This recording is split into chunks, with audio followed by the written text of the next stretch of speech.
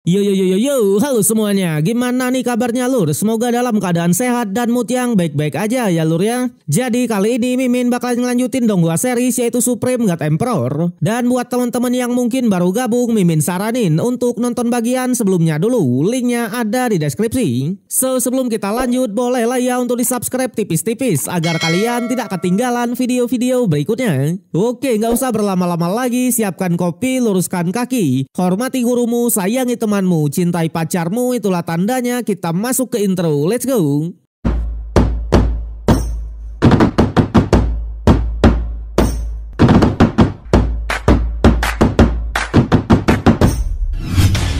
Cerita berlanjut di mana masih memperlihatkan para senior dari setiap sekte yang bertarung melawan penjaga emas untuk mendapatkan emas abadi. Sampai melihat penjaganya ini juga cukuplah kuat, jadi senior Lin pun menyuruh Xian dan senior Jin untuk segera mencari emas abadinya. Sedangkan ia sendiri akan melawan penjaga ini. Sama halnya dengan Xing Bei, ia juga menyuruh Lo Tian untuk mencari emasnya dan serahkan saja patung ini kepadanya. Tapi berbeda dengan Lord Muyun, ternyata ia masih belum bergerak, melainkan masih memantau mereka dari atas gunungnya. Di sana Roju Xian pun mengatakan kalau ia sudah pernah melihat sebagian kecil dari emas abadi ini, di mana emas tersebut mirip dengan kristal yang berat. Selain itu, senjata ilahi yang terbuat dari emas abadi kekuatannya juga sangatlah kuat dibandingkan dengan senjata ilahi biasa.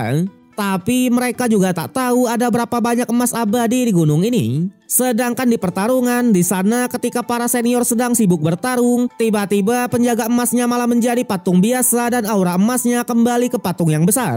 Yang ternyata kali ini patung besarlah yang turun tangan untuk menghadapi mereka semua. Tapi karena bangkitnya patung besar malah membuat sebuah guncangan keras yang bahkan Lord Muyun pun sampai jatuh ke bawah. Sontak menyadari kalau Lord Muyun sudah memantau sedari tadi, mereka pun cukuplah kesal. Berbeda dengan Lord Muyun, ia langsung pura-pura tak tahu dan menyuruh mereka untuk melanjutkan saja pertarungannya. Namun di saat itu juga lah Roju Xian pun kembali mengatakan kalau emas abadinya berada tepat di mata dari patung besar tersebut. Alhasil para senior yang juga menyadarinya, mereka pun langsung bergerak cepat, terutama para pasukan dari senior Jin. Tapi sayangnya patung besar ini tak bisa diremehkan begitu saja dan mencoba untuk melawan. Sontak Lord Muyun pun akhirnya sadar kalau patung ini juga mati-matian untuk melindungi emas abadinya. Namun di sana senior Xian dan senior Lin, mereka langsung menggunakan sebuah trik dengan menyerang kakinya terlebih dulu agar senior Jin bisa mengambil emas abadi di matanya. Tapi lagi-lagi hal itu sia-sia karena terlihat patung besar ini juga memiliki sebuah teknik yaitu 1000 serangan pedang. Alhasil karena serangannya ini adalah area, mau tak mau Lord Muyun pun juga memasang mode bertahan. Yang pada akhirnya ketika serangannya sudah mereda, mereka semua pun langsung bergerak dan mencoba menyerangnya secara bersamaan, termasuk Lord Muyun kita. Namun sayangnya sekelas Lord Muyun aja tetap dibuat kewalahan dalam menghadapi patung tersebut. Sampai ketika senior Jin dan pasukannya menggunakan triknya lagi, Lord Muyun berniat memanfaatkan kesempatan itu untuk merebut emas abadinya. Tapi lagi-lagi hal itu sia-sia karena memang selain diserang oleh patungnya, senior Jin juga memberikan serangannya. Yang pada akhirnya karena semuanya sudah terjatuh, kali ini senior Jin lah yang bergerak dan mengambil emas abadi. Namun tanpa diduga di saat itu juga lah tiba-tiba patung emas ini malah berubah menjadi patung biasa.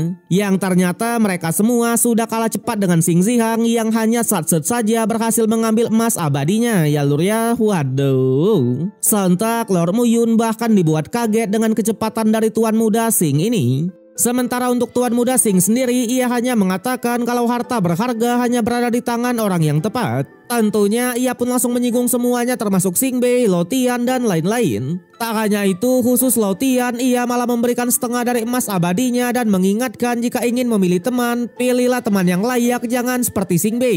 Waduh. Kemudian ia pun juga menyinggung Lord Muyun dan siap memberikan emas abadi yang terakhir ini. Dengan syarat Lord Muyun harus melupakan dendamnya kepada sekte 7 bintangnya. Sontak Lord Muyun yang memang masih menyembunyikan identitasnya, ia langsung pura-pura tak tahu kalau mereka ada masalah. Tapi Tuan Muda Sing hanya tertawa tipis dan mengatakan dengan status Lord Muyun saat ini, meskipun ia didukung oleh sekte Gunung Surgawi, ia tak akan bisa bertahan. Apalagi jika ia ketahuan sektenya pasti tak akan melepaskannya. Oleh sebab itulah ia mau berbaik hati dengan memberikan emas abadinya dengan syarat Lord Muyun mau melupakan saja dendam pribadinya dengan sekte 7 bintang. Namun lagi-lagi Lord Muyun tak peduli akan hal itu karena katanya meskipun ia bersembunyi mereka pasti sudah mengetahui identitasnya. Tentunya tanpa basa-basi lagi ia pun menolak tawaran tersebut. Alhasil Tuan Muda Sing pun cukuplah kesal dan langsung mengeluarkan formasi 7 bintangnya, di mana ia mengeluarkan asap beracun yang membuat semua orang pun sampai pingsan kecuali Lord Muyun kita. Yang ternyata Tuan Muda Sing ini beneran sudah mengetahui identitas asli dari Lord Muyun. Di sana ia bilang ketika sekte 7 bintangnya memasuki benua Zongzo untuk mencari sumber kehidupan kemarin, ternyata itu bukanlah sesuatu yang mereka inginkan. Terlebih lagi dendam di antara mereka ini dimulai oleh Sing Pingyu. Jelas karena Pingyu juga sudah dibunuh oleh Lord Muyun, jadi ia berharap agar mereka mau melupakan dendamnya itu. Sontak Lord Muyun lagi-lagi sangatlah kaget karena musuhnya malah ingin berdamai dengan dirinya. Bahkan ia sempat curiga karena ketua dari sekte 7 bintang ini adalah dewa rahasia surgawi yang mampu menghindari nasib buruk. Jadi ketuanya lah yang menyuruhnya untuk berteman dengannya ini. Namun lagi-lagi Tuan Muda Sing hanya tertawa tipis dan mengatakan kalau kekacauan di 3000 dunia kecil disebabkan oleh Lord Muyun. Selain itu, kelangsungan hidup dari sekte 7 bintang di tengah kekacauan juga bergantung dengan Lord Muyun. Oleh sebab itulah ia berharap agar Lord Muyun mengerti dengan perkataannya dan lagi-lagi mengajaknya untuk berdamai. Yang pada akhirnya Lord Muyun pun tak keberatan sama sekali untuk berdamai dan mengambil emas abadinya. Tapi meskipun begitu, ia masih memiliki satu permintaan lagi kepada Sing Wuji atau ketua sektenya. Namun permintaannya nanti saja ketika mereka sudah keluar nanti. Alhasil karena Lord Muyun menyetujui, Tuan Muda Sing pun bergegas pergi. Di sana awalnya Lord Muyun juga berniat untuk pergi, tapi Rojusian malah menahannya dan menyuruhnya untuk bersembunyi dulu. Kemudian singkat cerita, para praktisi yang pingsan tadi akhirnya terbangun juga. Di sana menyadari kalau Lord Muyun dan Tuan Muda Sing sudah tak ada, mereka pun langsung bergegas mencarinya dan ingin merebut emas abadinya. Berbeda dengan Lord Muyun, ia muncul lagi di tempat itu dan langsung menaiki patung besarnya. Yang ternyata emas abadi yang didapatkan oleh Tuan Muda Sing tadi hanyalah emas yang palsu dan hanyalah sebagian kecilnya saja. Tentunya untuk emas abadi yang asli berada di pembuluh darah dari patungnya yang memang masih mengalir. Sontak tanpa basa-basi lagi, Lord Muyun juga langsung menggunakan kekuatannya untuk mendapatkan emas abadi yang asli ya lur ya. Tapi di saat yang sama Rojusian malah keluar. Yang ternyata emas abadi ini sudah ada sejak zaman kuno, di mana energi dari emas tersebut juga dapat membantunya dalam memulihkan luka-lukanya. Yang pada akhirnya Lord Muyun pun langsung bergegas menyerap elemen ketujuh, yaitu elemen emas. Cerita berlanjut di mana Lord Muyun dan Rojusian langsung menyerap emas abadi yang asli di tubuh dari patung besarnya. Di sana tak butuh waktu yang lama, mau itu Rojusian ataupun Lord Muyun, mereka berhasil menyerap emas abadinya dengan mudah. Sontak Rojusian pun langsung menjelaskan dengan menyerapnya emas abadi, jiwa virtual milik Lord Muyun sudah ditingkatkan. Bahkan ia juga sudah tinggal selangkah lagi untuk menuju ke ranah Peribulu. Jadi jika seseorang meningkatkan jiwa virtual itu, maka ia akan berubah menjadi jiwa sejati yang membuat seseorang sudah mendekati ranah tersebut. Yang ternyata alasan Rojusian menyuruh Lord Muyun untuk mengembangkan teknik 9 elemen pengumpul energi kemarin untuk perkembangan Lord Muyun itu sendiri. Karena memang jika ia sudah mencapai ranah Peribulu nanti, Lord kita juga dapat mengembangkan inti emasnya. Tentunya untuk saat ini mereka hanya kurang 2 elemen lagi, yaitu elemen tanah dan elemen kayu. Tapi di sana Lord Muyun masih saja khawatir karena katanya jika jiwa virtualnya menjadi jiwa sejati pada saat ia belum menembus ranah Peribulu, rumornya ia malah akan meledak. Namun jelas Rojusian langsung menyuruhnya untuk tidak berpikir terlalu jauh dan fokus dulu mencari 2 elemen yang tersisa.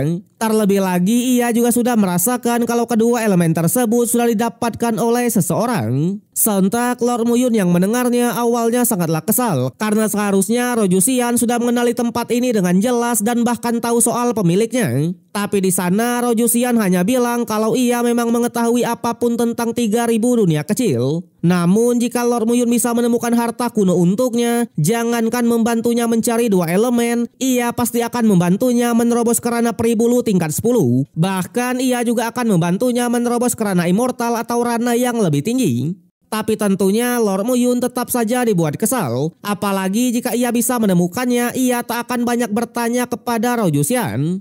Yang pada akhirnya Rojusian pun mengeluarkan sebuah cermin dan memperlihatkan beberapa praktisi yang sedang berburu harta karunnya. Sejadi 2 praktisi ini adalah Senior Jin dan Senior Si tadi. Di sana dikatakan Senior Si sudah berhasil mendapatkan harta incarannya yaitu batu pengubah surgawi. Berbeda dengan Senior Jin, ia masih sangatlah kesal dengan Tuan Muda Sing yang merebut emas abadinya. Tentunya ia tidak akan menyerah dan meminta bantuan dari Senior Si untuk merebut kembali emas abadi tersebut. Untungnya Senior Si tak keberatan sama sekali. Apalagi dengan batu pengubah surgawi ini ia akan menerobos kerana peribulu tingkat ke-1. Jelas jika sudah menerobos nanti, mau itu Lord Muyun, Lo Tian ataupun Tuan Muda Sing, mereka bukanlah tandingannya. Waduh. Alhasil tanpa basa-basi lagi ia pun langsung bergegas menerobos rana. Kemudian setelah menerobos, Senior Jin juga langsung mengajaknya untuk berkumpul lagi dengan Senior Lin yang sedang mencari pohon 10.000 transformasi. Berbeda dengan sudut sebelah di mana ada seorang praktisi yang bisa memasuki Gunung Tianshuan menggunakan sebuah portal. Tapi di sana ia malah sedikit mengeluh melihat gunung tersebut karena katanya gunung ini tidak lebih baik dari kolam Mystic Moon yang ada di tanah suci Mystic Moon-nya. Tentunya ia pun sedikit heran kenapa kekuatan utama di 3000 dunia kecil sangat mendambakan Gunung Tianshuan yang katanya tak ada istimewanya sama sekali. Yang ternyata praktisi ini bernama Suan Yayu dari tanah suci Mystic Moon. Di sana ia juga dihampiri oleh seorang praktisi yang bernama Han Tianyu yang sedikit menyinggungnya kenapa ia kesini jika bukan karena harta berharga.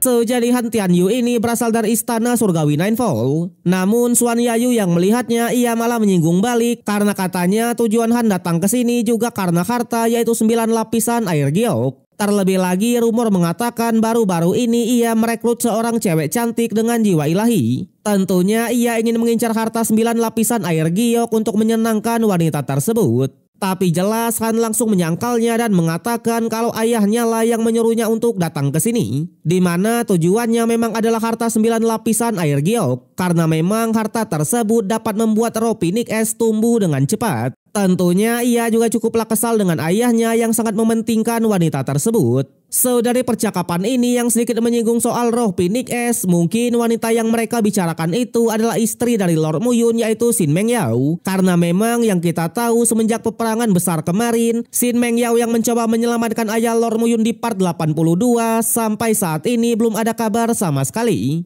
Oke, back to cerita. Di sana Han juga menyinggung balik karena memang Suan Yayu juga sudah merekrut seorang wanita suci dari tanah suci Chiao yang ada di benua Zhongzhou. Di mana wanita suci itulah yang menjadi kebangkitan dari tanah suci Mystic Moon-nya. Disinilah juga bisa kita pastikan kalau Nona Xiao atau murid dari Lord Muyun juga sudah berada di 3000 dunia kecil atau tanah suci Mystic Moon. Tapi di sana Suan Yayu hanya mengatakan kalau juniornya itu awalnya memang merupakan wanita suci di tanah suci Chiao. Namun sekarang ia sudah mendapatkan sutra hati Mystic Moon-nya yang membuat rananya pun melonjak drastis. Sampai di tengah-tengah obrolan tersebut datang lagi seorang praktisi yang bernama Chen Yuan. Di mana Chen Yuan ini juga sudah merekrut seorang wanita dari sekte Wanzhen. Di sana Chen Yuan hanya mengatakan kalau juniornya itu sudah memegang buku ratusan formasi sepanjang hari. Tapi seluruh sektenya malah tak bisa memahami isi dari buku tersebut.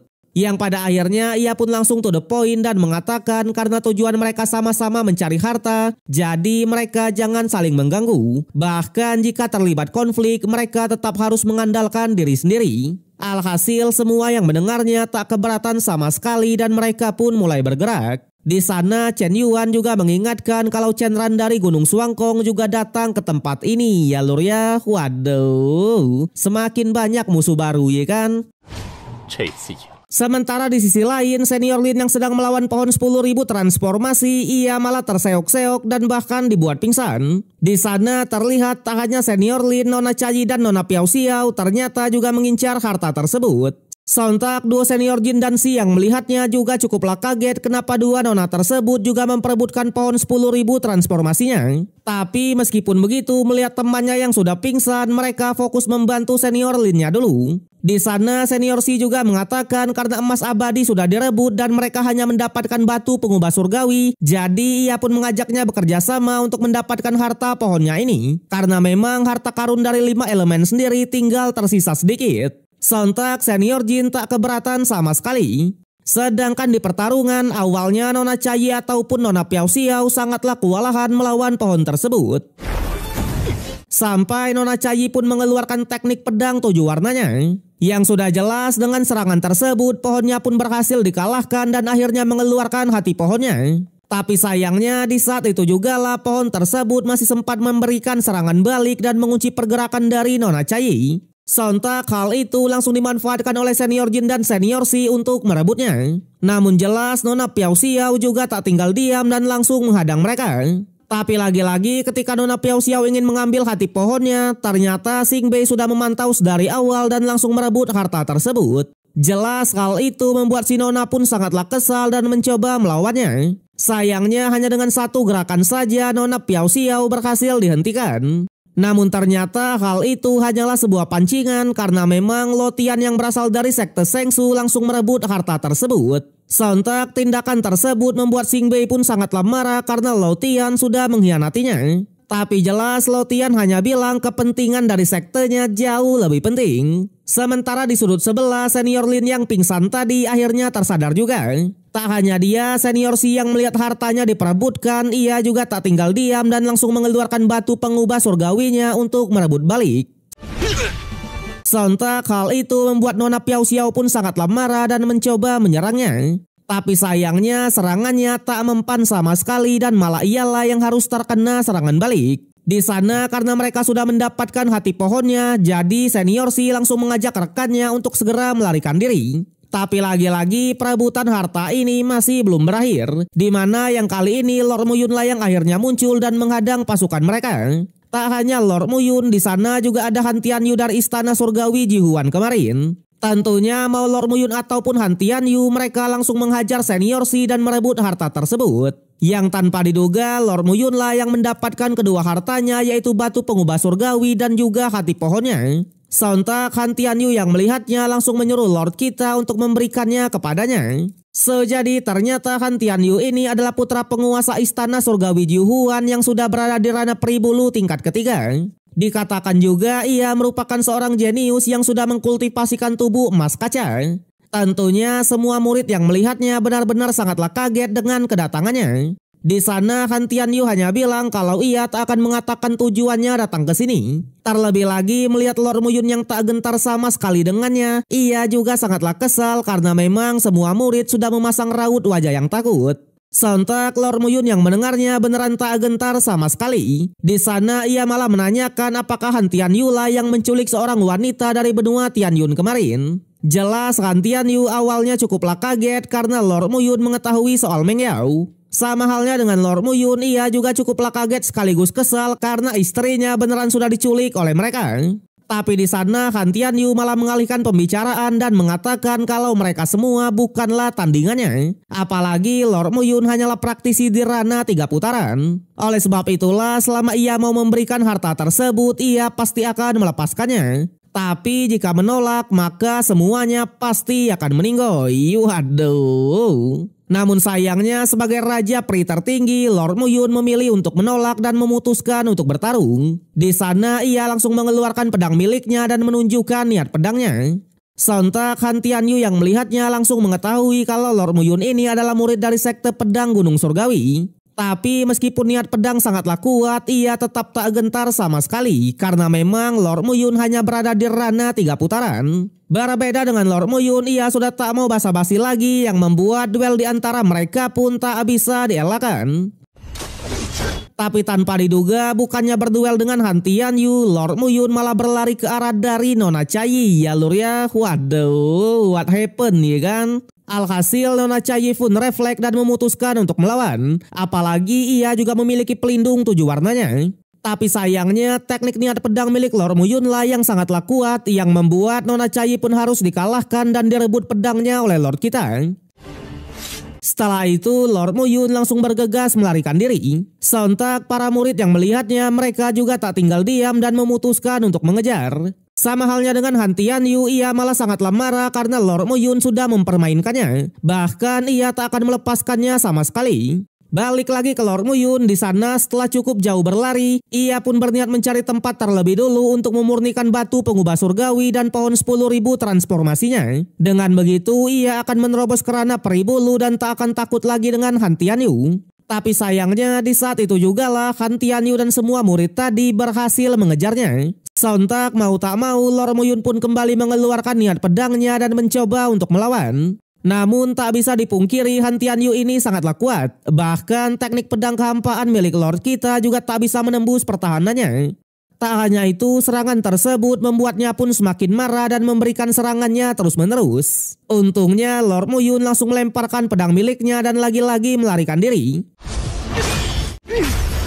Alhasil Han Tianyu benar-benar marah besar. Bahkan karena para murid di sana mengenal sosok Lord Muyun, jadi ia pun menyuruhnya untuk berpencar ke puncak Gunung Hitam untuk mencari Lord Muyun kita. Dijelaskan sisa-sisa dari harta karun 5 elemen hanya berada di puncak Gunung Hitam. Dan oleh sebab itulah kemungkinan Lord Muyun akan pergi ke sana. Tentunya ia juga mengingatkan jika mereka berhasil menemukannya, maka segera laporkan saja kepada dirinya. Awalnya senior Lin yang mendengarnya tak mau menuruti perintah tersebut. Tapi sayangnya protes tersebut langsung mendapatkan tampolan manis ya kan. Waduh. Jelas Han Tianyu pun hanya mengatakan kalau perintah ini harus mereka lakukan. Tapi mereka juga tak boleh merebut harta tersebut dan harus memberikannya kepadanya. Jika tidak, ia pasti akan memburu mereka sampai ke sekte-sektenya. Waduh, ngeri nih. Sementara di gerbang depan, di sana beberapa ketua sekte pun menanyakan kepada Xing Wuji atau ketua dari sekte 7 bintang bagaimana keadaan di dalam. Karena memang ketua Wuji ini bisa membaca takdir langit. Tapi di sana ketua Wuji hanya bilang kalau malapetaka tak bisa dihindari. Tentunya mereka juga tak bisa apa-apa karena memang para muridlah yang harus menjaga diri sendiri. Sontak perkataan tersebut membuat ketua sekte pun cukuplah panik dan sedikit mengkhawatirkan Zijian. Berbeda dengan senior ia malah mengatakan sudah berapa harta yang didapatkan oleh Lord Muyun. Balik lagi ke Lord Muyun, di sana ia pun beneran berniat untuk pergi ke puncak gunungnya dan mencari tempat yang aman. Terlebih lagi melihat di puncak tersebut ada banyak sekali petir, Lord Muyun sebagai putra petir, ia langsung memiliki sebuah rencana dan mencoba untuk mengendalikan petir-petir tersebut. Namun baru beberapa langkah Lord Muyun berjalan, ia malah melihat sebuah peti mati yang sangatlah megah. Selain itu, di saat yang sama Nona Piao Xiao dan Luo Tian ternyata sudah menemukannya. Aduh. Bahkan tak hanya mereka berdua, Xing Bei dan yang lain juga sudah ada di sana. Tapi lagi-lagi Lord Muyun malah tak gentar sama sekali. Bahkan ia mengatakan jika mereka ingin membunuhnya, maka maju saja ke depan. Sontak mereka yang melihatnya langsung dibuat kaget. Apalagi ketika Lord Muyun menyentuh peti matinya, seketika petir pun di mana-mana dan Lord Muyunnya pun masih baik-baik aja. Yang ternyata Lord Muyun berniat menyerap energi dari peti tersebut, di mana di alam bawah sadarnya Lord Muyun juga sudah berniat untuk melengkapi teknik dari 9 elemennya. Tak hanya itu, dengan 2 hartanya yaitu batu pengubah surgawi dan hati pohon 10.000 transformasi kemarin, Lord Muyun juga berniat untuk menyempurnakannya. Sontak hal itu membuat Xing Bei pun sangatlah panik dan langsung mengajak semuanya untuk segera menghentikannya. Tapi sayangnya ketika mereka maju ke depan, seketika mereka pun langsung disambut oleh sambaran petir. Jelas Lord Muyun pun hanya mengatakan jika mereka ingin mendapatkan harta karun, maka mereka juga harus memiliki kekuatan yang layak. Yang tanpa diduga di saat itu jugalah Han Tianyu pun akhirnya muncul. Tentunya ia pun mengatakan kalau mereka memang tak memiliki kekuatan, tapi berbeda dengan dirinya. Bahkan ia langsung menghampiri Lord Muyun dan mengajaknya berduel secara langsung. Alhasil Lord Muyun yang melihatnya langsung mengatakan kalau ia hanya bisa mengandalkan dua hartanya ini untuk menyatukan 9 elemennya. Dengan begitu ia tinggal satu langkah lagi untuk menerobos kerana peri bulu. Bahkan setelah ia memadatkan tubuh emasnya nanti barulah ia bisa mengalahkannya. Yang pada akhirnya mau tak mau Lord Muyun pun mencoba meladeninya dulu. Di mana ia memanfaatkan petir-petir di sana sekaligus mengeluarkan api surgawi Ghost Rider-nya kemarin. Yang tanpa diduga salah satu teknik dari api Ghost Rider itu adalah sebuah ilusi, di mana Han Tianyu terkena sebuah ilusi dan seolah-olah sedang melawan api surgawinya secara langsung. Sedangkan untuk Lord Muyun karena musuhnya sudah terkena ilusi, ia memanfaatkan hal tersebut untuk menyerap petir di sana dengan pedang miliknya. Berbeda dengan Han Tianyu, awalnya ia tetap saja kesulitan dalam menghadapi ilusi tersebut. Tapi pada akhirnya ia pun tetap bisa keluar dari ilusinya. Namun sayangnya ketika ia berhasil keluar, Lord Muyun dengan pedang petirnya langsung memberikan serangan lagi. Tapi lagi-lagi sebagai tuan muda dari istana Jiuhuan, Han Tianyu membuktikan kapabilitasnya dan berhasil memasang pertahanan esnya. Bahkan untuk yang kali ini ia benar-benar sangatlah marah dan langsung tarung serius dengan mengeluarkan formasi pedang esnya. Tentunya ia juga ingin memperlihatkan kepada mereka semua betapa kuatnya istana Jiuhuan dibandingkan 7 kekuatan utama di benua ini. Sedangkan untuk Lord Muyun ia tetap tak gentar sama sekali dan mencoba meladeni teknik tersebut. Sontak Nona Piao Xiao yang melihatnya akhirnya menyadari kalau Lord Muyun ini sangatlah cerdas, di mana ia sengaja mengalah di turnamen perebutan slot kemarin agar jumlah murid dari Gunung Pedang Surgawi sedikit yang masuk ke gunung ini. Dengan begitu Lord Muyun bisa bertindak semaunya tanpa memikirkan para rekan-rekannya. Balik lagi ke pertarungan, di sana formasi pedang milik Han Tianyu pun sudah selesai dan langsung memberikan serangannya. Tapi sayangnya Lord Muyun tidaklah selemah itu, di mana ia masih bisa mengcounter teknik tersebut dan bahkan menghancurkannya. Jelas semua lagi-lagi dibuat kaget karena salah satu teknik terkuat dari Han Tianyu berhasil dikalahkan oleh Lord Muyun yang notabene hanya berada di ranah 3 putaran. Sedangkan untuk Han Tianyu ia benar-benar marah besar dan semakin berniat untuk membunuh Lord Muyun kita. Ya lur ya, waduh, Lord Danger nih. Cerita berlanjut di mana ketika formasi pedang milik Han Tianyu berhasil di-counter oleh Lord Muyun kemarin, ia benar-benar sangatlah marah dan kembali memberikan serangannya. Bahkan yang kali ini ia mengeluarkan teknik cakar esnya. Tapi untungnya sebagai raja peri tertinggi, Lord Muyun juga tak kalah licik, di mana ia kembali memanfaatkan petir-petir di sana untuk memberikan perlawanan. Alhasil meskipun Han Tianyu memasang mode bertahan, pertarungan bisa dibilang sangatlah imbang.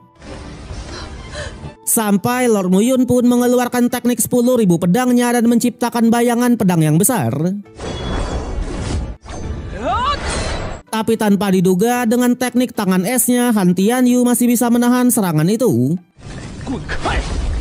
Di sana ia hanya tertawa tipis dan sedikit meremehkan Lord Muyun kita yang katanya hanyalah sampah. Namun sayangnya ketika Lord Muyun dianggap sampah, di saat itu jugalah ia pun menunjukkan kekuatannya.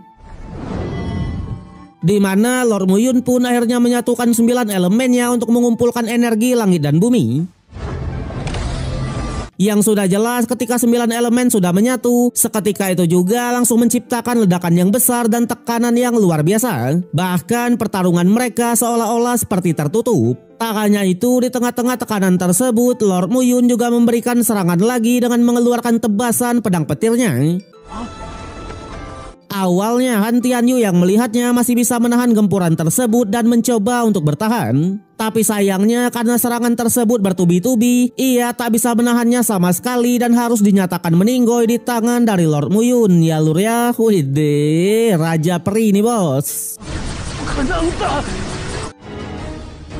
Sontak Nona Piao Xiao yang melihatnya benar-benar sangatlah kaget karena memang sekelas Han Tianyu meninggoy oleh Lord Muyun. Sementara untuk Lord Muyun ternyata meskipun memenangkan duelnya tadi, ia juga menerima luka yang parah.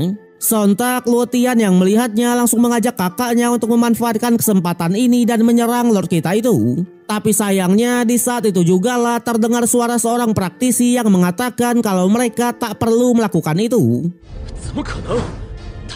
Yang ternyata praktisi ini adalah Shenran dari Gunung Suangkong. Tak hanya dia, di saat yang sama Xing Zihang dari Sekte 7 Bintang juga datang ke sana. Di sana Tuan Muda Xing awalnya mencoba membela Lord Muyun dan mengingatkan agar Shenran tidak bertindak gegabah. Apalagi Shenran sudah berada di ranah Pribulu tingkat kelima yang memang bukanlah tandingan mereka.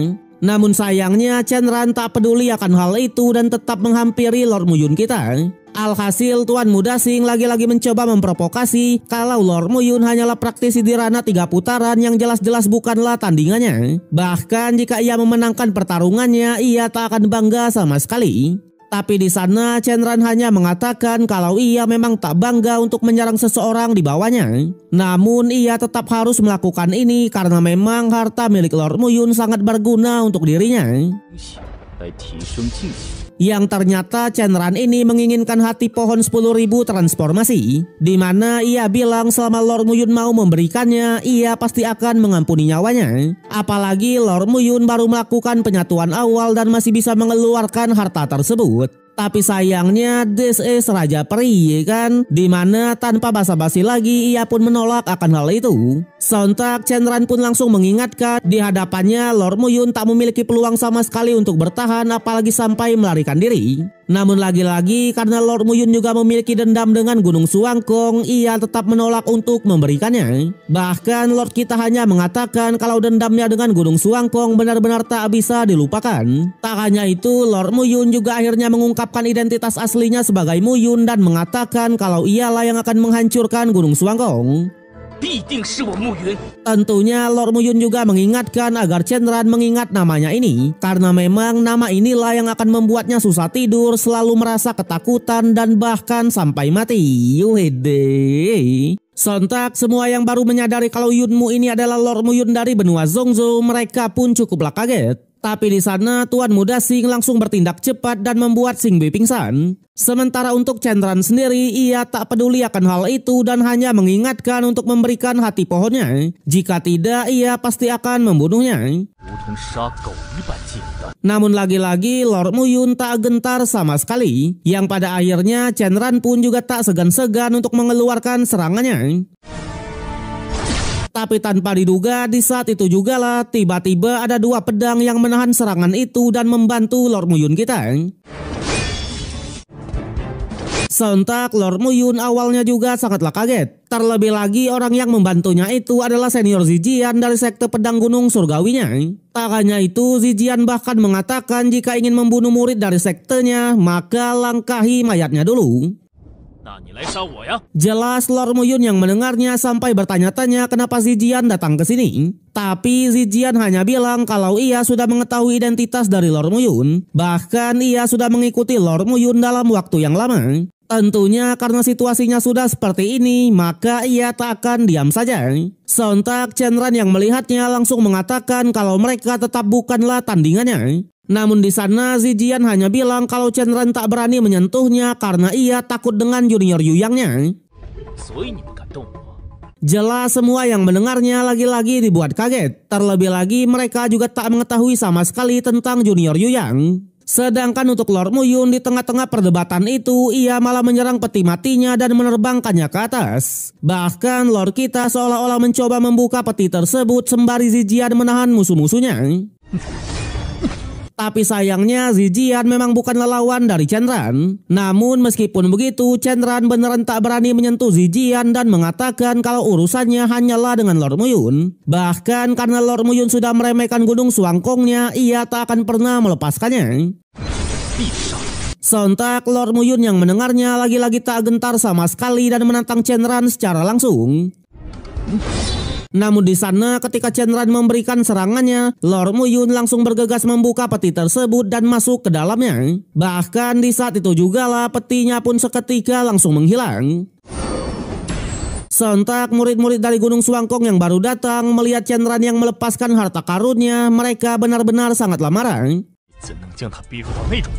Tentunya mereka pun hanya mengingatkan kalau tetua Gunung Suangkong pasti tak akan melepaskannya. Alhasil Shenran pun sedikit protes karena memang ia juga tak menyangka kalau Lord Muyun akan masuk ke dalam peti. Tapi tetap saja kedua murid ini sangatlah marah karena katanya monumen 9 elemen itu dapat mengambil alih keahlian langit dan bumi. Yang pada akhirnya karena sudah seperti ini mereka pun juga sudah pasrah dan ingin melihat bagaimana Shenran menyelesaikan tugasnya ini.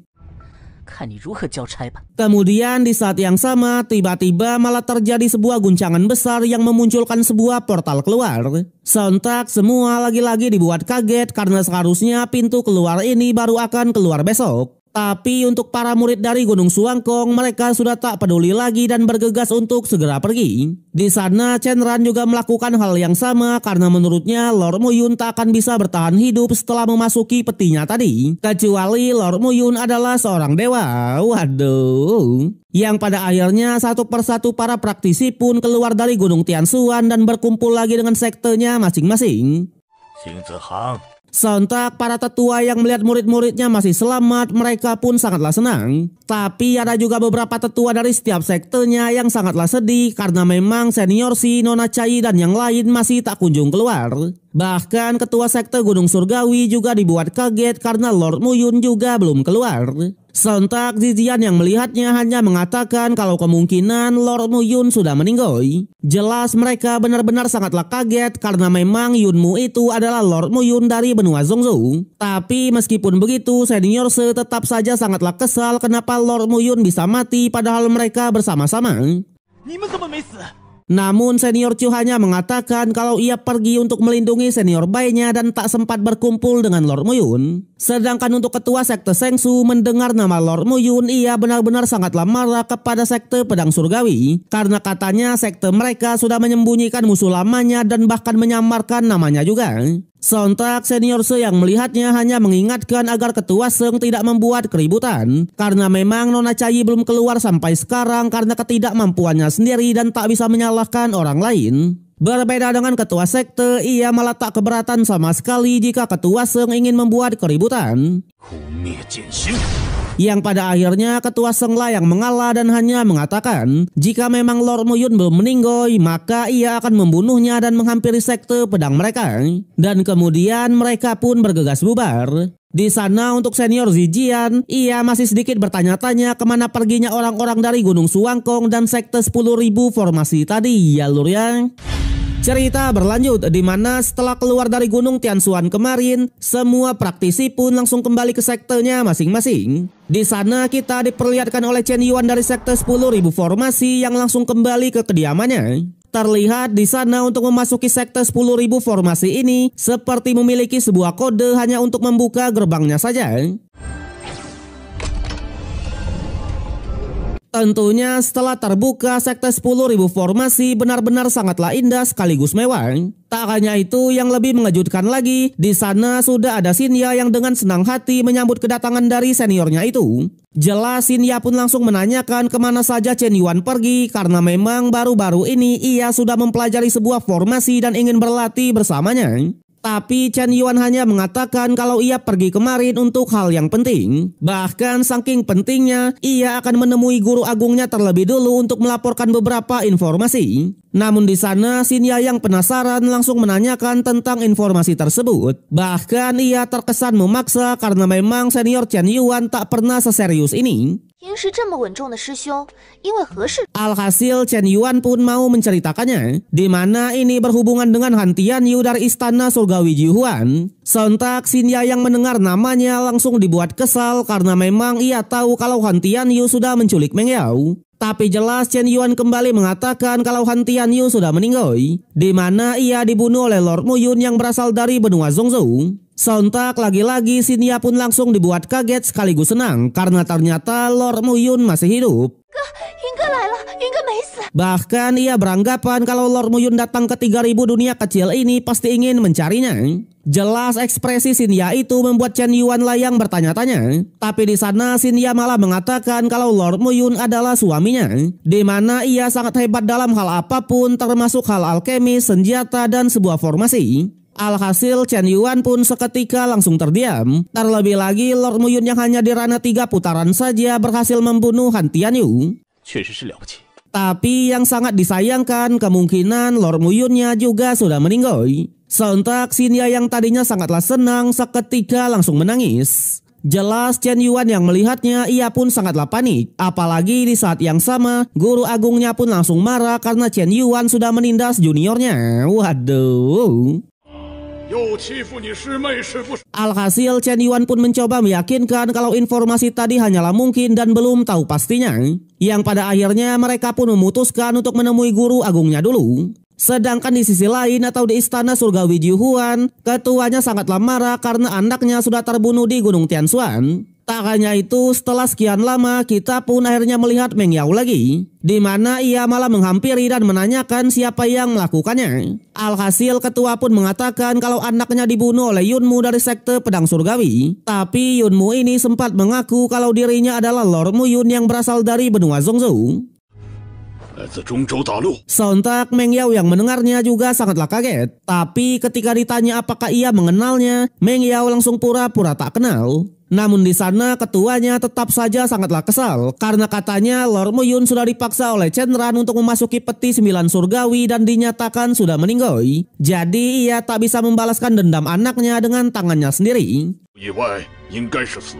Tapi tanpa diduga Meng Yao yang mendengarnya malah mengatakan kalau ia sedikit mengenal tentang Lord Muyun ini, di mana ia terkenal sangatlah licik dan kemungkinan masih belum meninggal. Oleh sebab itulah ia menyarankan agar ketuanya mengirimkan banyak pasukan untuk menyelidikinya. Sontak ketua yang mendengarnya juga tak keberatan sama sekali dan pasti akan melakukannya. Waduh, apakah Meng Yao ini sudah benar-benar berubah ataukah ini hanyalah akting belakang? Yang ternyata itu hanyalah akting belaka ya lur ya. Terbukti ketika ketuanya pergi, Meng Yao benar-benar sangatlah sedih mendengar informasi tersebut. Apalagi ia belum bertemu dengan Lord Muyun. Tapi meskipun begitu ketika Xiao Hei datang, ia pun percaya kalau Lord Muyun masih hidup dan ia tak mungkin meninggoy semudah itu, ya kan? Sementara di sisi lain atau di sebuah lautan, di sana kita diperlihatkan oleh sebuah kapal layaknya kapal bajak laut. Tapi ternyata kapal itu adalah kapalnya Papiliun Tianbao, di mana Papiliun Tianbao ini dikenal sebagai pebisnis handal. Tak hanya itu, kita juga diperkenalkan oleh Master Papilionnya yang bernama Master Shao. Tentunya ia pun langsung mengatakan kepada asistennya dalam 1 jam ke depan mereka akan segera mendarat untuk menambahkan kristal kapal yang mereka butuhkan. Bahkan ia menyuruhnya untuk langsung bergerak cepat agar bisa segera sampai di Pulau Tianlun.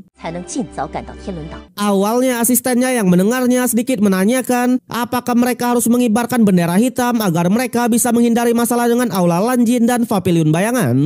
Tapi di sana Master Shao tak gentar sama sekali karena katanya orang-orang dari Papiliun Bayangan itu hanyalah sekelompok petarung belakang. Jelas selama mereka tidak menjadi targetnya, mereka tetap akan aman-aman aja.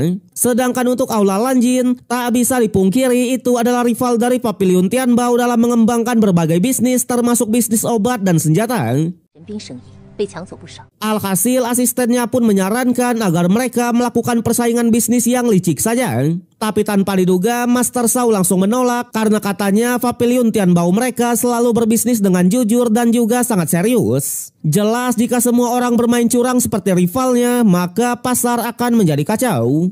Jadi di 3000 dunia kecil ini ada 3 serikat pedagang, di mana 2 diantaranya selalu bermain curang. Tapi berbeda dengan Master Shao, ia hanya bilang di saat semua bermain curang, Papilionnya tetap akan bermain jujur demi mempertahankan beberapa aturannya. Namun di tengah-tengah obrolan mereka itu, beberapa awak kapalnya tiba-tiba malah menemukan peti mati yang dimasuki oleh Lord Muyun kemarin. Bahkan mereka langsung membawanya naik ke kapal. Jelas sesampainya di atas kapal, ia pun langsung melaporkan kepada Master Shao kalau mereka menemukan peti mati yang berisikan seseorang yang masih hidup. Sontak mereka yang mendengarnya langsung dibuat kaget. Apalagi setelah berlayar sekitar 10.000 mil, Master Shao sangat penasaran dengan orang tersebut. Yang sudah jelas ketika ia melihatnya, orang tersebut adalah Lord Muyun kita ya lur ya. Alhasil Master Sao yang melihatnya tanpa diduga ia langsung memutuskan untuk menyelamatkannya. Tapi jika memang sudah tak bisa diselamatkan maka buang saja ke laut. Waduh. Selain itu, menyadari kalau peti matinya ini terbuat dari kaca berusia 10.000 tahun, ia juga sangatlah kaget. Apalagi peti ini bisa digunakan untuk menyusun sebuah formasi. Yang pada akhirnya ia pun memutuskan untuk mengambil petinya sebagai hadiah dalam menyelamatkan Lord Muyun kita. Tentunya untuk Lord Muyun sendiri ia serahkan kepada asistennya untuk mengurusnya. Dan kemudian mereka pun melanjutkan lagi perjalanannya. Sampai tak terasa 1 bulan pun sudah berlalu. Di sana Lord Muyun pun akhirnya sadar dari pingsannya. Sontak karena sudah sebulan penuh tak sadarkan diri, ketika melihat asisten membawa sebuah mangkuk, Lord Muyun yang memang lapar langsung menganggapnya sebuah makanan dan bahkan menghampirinya. Tapi sayangnya melihat Lord Muyun kita, asistennya malah salah paham dan langsung menampolnya. Ya lur ya, waduh. Yang pada akhirnya ia pun menjelaskan kalau Lord Muyun sudah tak sadarkan diri selama 1 bulan penuh, di mana mereka menemukannya di sebuah laut dan saat ini Lord Muyun berada di kapal dagang milik Papiliun Tianbao. Sontak Lord Muyun yang mendengarnya juga cukuplah kaget karena katanya ia sudah dikirim oleh peti matinya. Sedangkan untuk asisten melihat Lord Muyun yang masih hidup, ia malah cukuplah senang karena memang apa yang ia lakukan selama 1 bulan tidaklah sia-sia.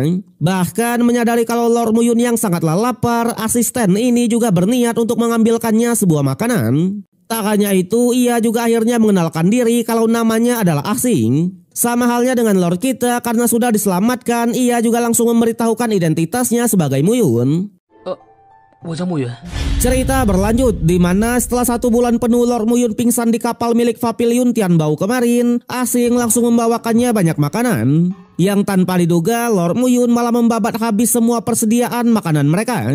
Sontak asing yang melihatnya awalnya cukuplah kesal dan beranggapan kalau keluarga Lord Muyun pasti tak mampu menghidupinya sampai-sampai melemparkannya ke laut. Waduh. Sedangkan untuk Lord Muyun ia malah meminta makanan lagi. Alhasil asing pun semakin kesal karena ternyata makanan yang ia berikan itu adalah persediaan mereka selama 1 bulan. Tapi meskipun begitu asing masih bisa memaklumi karena memang Lord Muyun masih harus memurnikan esensi sejatinya yang memang tak diisi selama 1 bulan penuh. Bahkan ia bersedia memberikannya makanan lagi. Jelas Lord Muyun yang melihatnya, ia pun menjanjikan setelah ia pulih nanti, ia pasti akan membalas kebaikan mereka. Sampai di malam harinya, Lord Muyun pun akhirnya selesai makan-makan. Di sana ia pun langsung sadar kalau rasa laparnya ini pasti bukan karena makanan, melainkan karena hilangnya energi spiritualnya. Alhasil ia pun mencoba mengecek alam bawah sadarnya. Yang tanpa diduga di alam bawah sadarnya Lord Muyun langsung melihat sebuah prasasti besar. Yang ternyata prasasti ini adalah prasasti surgawi penyerap 9 roh yang ia dapatkan dari peti mati kemarin. Di mana Rojusian bilang kalau benda ini sangatlah bagus. Apalagi prasastinya diukir oleh kitab darah abadi yang terbagi menjadi 9 tingkatan. Tentunya 1 tingkatan adalah 1 perubahan. Bahkan jika sudah mencapai 9 tingkatan, seseorang baru dapat mengelola darah abadi. Tapi karena Lord Muyun tak akan mengerti tentang darah abadi, maka Rojusian malah malas untuk menjelaskannya. Sontak Lord Muyun yang menyadari kalau benda inilah yang membawanya ke tempat yang aneh dan bahkan membahayakan nyawanya, ia pun berniat untuk memeriksanya. Yang tanpa diduga ukiran-ukiran di sana malah masuk ke tubuhnya. Jelas Lord Muyun lagi-lagi dibuat kaget karena memang kitab darah itu seharusnya mengalami perubahan untuk darahnya. Alhasil ia pun lagi-lagi meminta Rojusian untuk menjelaskan semuanya. Yang pada akhirnya Rojusian pun tak keberatan sama sekali dan menjelaskannya sedari awal. Sejadi awal dari langit dan bumi adalah dasar dari segala sesuatu, di mana praktisi bela diri, binatang iblis dan ras iblis memiliki ribuan jalan dan juga jalan darah. Jadi bisa disimpulkan asal mula darah ini juga merupakan asal mula seorang praktisi. Bahkan kultivasi dan kondensasi jiwa semuanya memurnikan darah. Kemudian barulah ia pun menjelaskan soal kitab darah abadi yang katanya dapat menggunakan darah dari semua makhluk untuk memelihara meridian. Tentunya karena darah merupakan sumber dari segala sesuatu, prasasti ini benar-benar sangat berharga. Apalagi kitab darah abadi dapat mencuri darah dari semua makhluk di dunia. Bahkan ia juga dapat menghilangkan yang tidak berguna dan mendapatkan yang terbaik serta mengolahnya menjadi darah yang paling tinggi. Sontak Lord Muyun yang mendengarnya, ia pun langsung tersenyum tipis karena memang para musuh-musuhnya termasuk Gunung Suwangkong pasti tak menyangka kalau ialah yang mendapatkan harta ini. Tapi untuk Rojo Xian, ia malah mengatakan kalau sebenarnya saudara Lord Muyun yaitu Su Xiaola yang sangat mengerti soal kitab darah abadi ini. Jelas meskipun sangat berharga, tapi darah abadi ini sangatlah sulit dipahami. Bahkan untuk memahaminya, takutnya Lord Muyun membutuhkan waktu berabad-abad. Sontak Lord Muyun yang mendengarnya, ia pun langsung teringat dengan saudaranya itu. Dan juga ia pun mengakui kalau Su Xiao memang sangat pandai dalam mengembangkan kekuatan darah. Kemudian keesokan harinya di kapal, Ah Xing pun melaporkan kepada Master Shao kalau Lord Muyun sudah tersadar. Bahkan ia juga melaporkan kalau Lord Muyun sudah menghabiskan jatah makanan mereka selama 1 bulan. Tapi tanpa diduga Master Shao malah tak marah sama sekali. Di sana ia malah membahas obrolan lain karena memang mereka sudah kembali dari 72 pulau di Laut Selatan. Tentunya hal ini ia lakukan untuk memperluas bisnis dan juga memperkuat pengendaliannya. Apalagi dua rivalnya juga sudah mengambil tindakan duluan. Jelas jika sudah kembali nanti, Papiliun Tianbao-nya pasti akan bergerak juga. Sontak Ah Xing yang mendengarnya, ia pun menyarankan agar mereka melaporkan kepada Master Papiliun tua saja atau ayah dari Master Shao itu sendiri. Tapi Master Shao hanya bilang kalau ayahnya sudah lama mengasingkan diri, di mana selama tak ada perubahan besar di 3000 dunia kecil, ayahnya tak akan pernah keluar. Terlebih lagi akhir-akhir ini ia memiliki perasaan yang tidak jelas, di mana Lord Muyun yang mereka selamatkan itu sepertinya memiliki takdir tertentu. Bahkan ia juga dapat mempengaruhi keseluruhan dari 3000 dunia kecil. Sontak Ah Xing lagi-lagi sangatlah kaget dan sedikit tak percaya. Tapi Master Shao hanya bilang kalau ini hanyalah perasaannya. Yang pada akhirnya ia pun menanyakan soal daftar takdir surgawi terbaru dari Aula Lanjin. Sejadi daftar takdir ini adalah daftar jenius di 3000 dunia kecil, di mana setelah dilihat 100 besarnya masih didominasi oleh murid dari Gunung Suwangkong. Sementara untuk Chenran, ia harus keluar dari posisi 100 besar dan berada di peringkat 101. Tapi yang membuat Master Shao cukuplah kaget, di dalam peringkat itu malah tak ada nama Han Tianyu sama sekali. Berbeda dengan Ah Xing, ia malah mengatakan jika Master Shao ingin masuk ke 100 besar seharusnya bukanlah hal yang sulit. Tapi sayangnya Master Shao tak tertarik akan hal itu. Yang pada akhirnya ia pun hanya mengatakan kalau ia ingin beristirahat. Tentunya besok Ah Xing harus membawa Lord Muyun untuk menemuinya. Balik lagi ke Lord Muyun, di sana ia pun cukuplah bosan karena kegiatannya hanyalah makan, minum, dan berlatih. Tentunya ia pun sedikit menanyakan apa rencana dari kapten kapalnya ini. Sampai Nona Ah Xing pun menghampiri dan mengatakan kalau Master Shao-nya ingin bertemu dengan Lord kita. Alhasil Lord Muyun juga tak keberatan sama sekali. Terlebih lagi jika Master Shao tidak mencarinya, maka ialah yang berniat mencarinya. Sontak sebelum pergi, Ah Xing pun hanya mengingatkan agar Lord Muyun tidak macam-macam dengan masternya. Yang pada akhirnya mereka pun bergegas pergi. Tentunya sesampainya di ruangan dari Master Shao, Lord Muyun pun langsung dibuat kaget karena kapten kapal ini adalah seorang wanita. Sementara untuk Master Shao, ia langsung menyuruh Ah Xing untuk keluar karena memang ia ingin mengobrol dengan Lord Muyun. Alhasil tanpa basa-basi lagi, ia pun langsung to the point dan menanyakan kenapa Lord Muyun bisa berada di peti mati. Yang sudah jelas Lord Muyun tak mau mengatakan yang sebenarnya dan beralasan kalau ia sudah dianggap mati oleh seseorang dan dikubur di dalam peti tersebut. Bahkan ia sampai dilempar ke laut. Tapi ternyata ia sangat beruntung dan masih bisa bertahan. Namun sayangnya Master Shao yang mendengarnya tak percaya dengan cerita itu yang katanya tidaklah masuk akal. Alhasil Lord Muyun pun hanya mengatakan kalau itulah yang bisa ia katakan, selebihnya adalah urusannya sendiri. Untungnya Master Shao ini mengerti akan privasi dan tak memaksa Lord Muyun untuk menceritakannya. Tapi di saat itu jugalah ia malah menyuruh Lord Muyun untuk melihat daftar jenius dari 3000 dunia kecilnya. Sontak Lord Muyun awalnya dibuat kaget kenapa Master Shao menyuruhnya untuk melihat daftarnya ini. Bahkan ia sempat beranggapan kalau Master Shao ingin melihat kekuatannya. Yang pada akhirnya Lord Muyun pun tetap melihat daftar tersebut dan hanya melihat 3 besarnya. Di mana 3 besarnya diisi oleh Zhu Yafei, Gu Feiyang, dan Bai Ji yang merupakan praktisi terkuat di 3000 dunia kecil. Tapi di sana karena Lord Muyun tak mengenal 3 pria tadi, ia malah malas melihat daftar tersebut.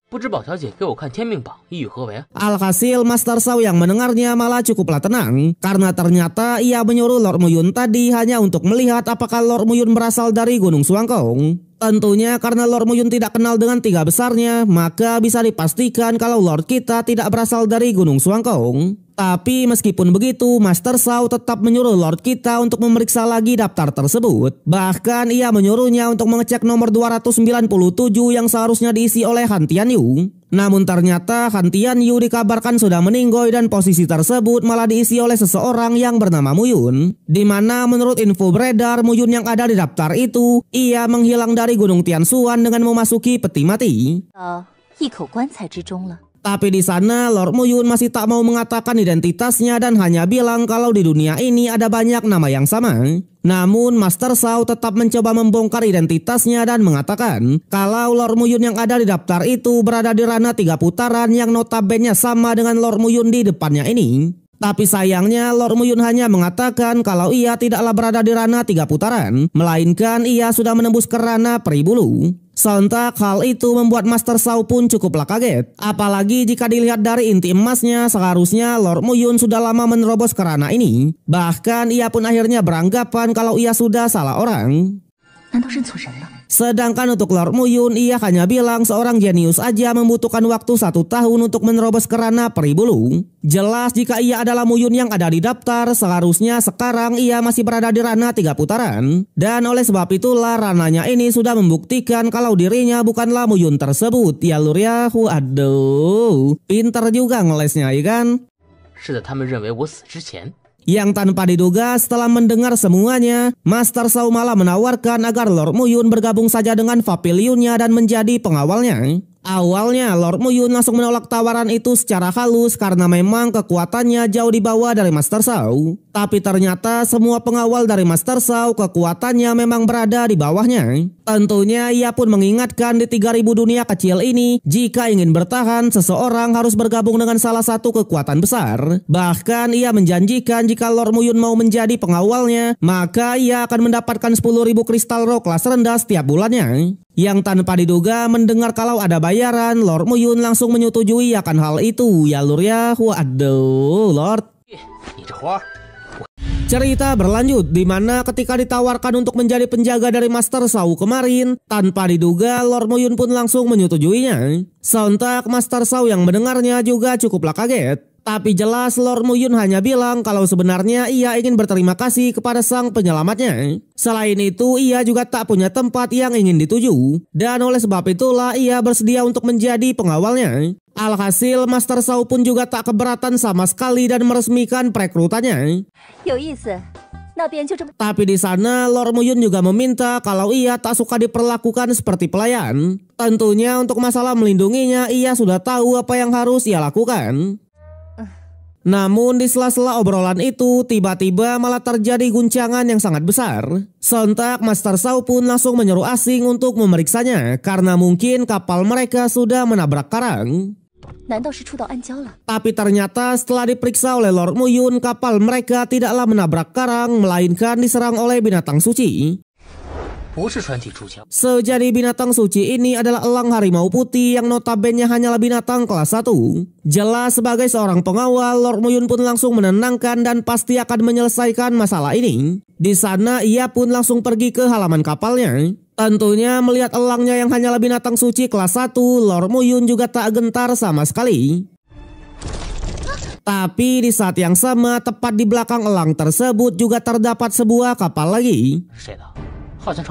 Yang ternyata itu adalah kapal dari Pulau Tianlun yang menandakan kalau mereka sudah sampai di 72 pulau di lautan Cina Selatan. Namun jelas Master Shao tak terlalu memperdulikannya dan menyuruh Lord Muyun untuk segera mengatasi binatang sucinya. Alhasil tanpa basa-basi lagi, Lord Muyun sebagai Raja Peri langsung bergerak cepat dan menghajar salah satu elangnya.